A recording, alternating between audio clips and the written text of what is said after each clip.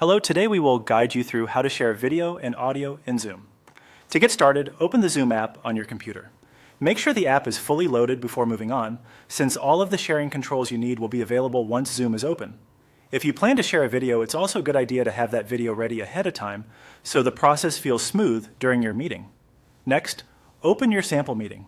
This can be any Zoom meeting where you want to present video content and let participants hear the audio clearly. Once you're inside the meeting, take a moment to confirm that everything is connected properly. Being in the meeting first is important because the screen sharing options only appear once the meeting is active. Now look for the Share button in the Zoom meeting controls and click it. This opens the screen sharing window where Zoom gives you several ways to share content. You may see options for individual windows, documents, or your full desktop. For sharing a video, choosing the right option here helps make sure viewers can follow along without missing anything on your screen. From the sharing window, click on Entire Screen. This tells Zoom to share everything visible on your display, which is especially helpful if you'll be switching between windows or playing a video in full screen mode.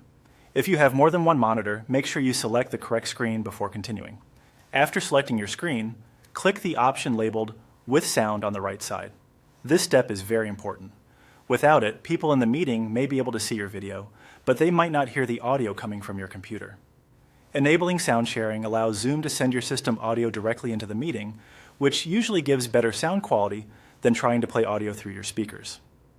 Once that's done, click Share to begin sharing your screen along with the audio. At this point, participants in the meeting should be able to see what's on your screen and hear the sound from the video you're playing. If needed, you can briefly ask for confirmation from another participant before continuing with your presentation. And that's all it takes to share video and audio in Zoom. As a final tip, try doing a quick test before an important meeting so you can confirm the sound is working exactly as expected. This helps avoid interruptions and makes your presentation much more professional and seamless.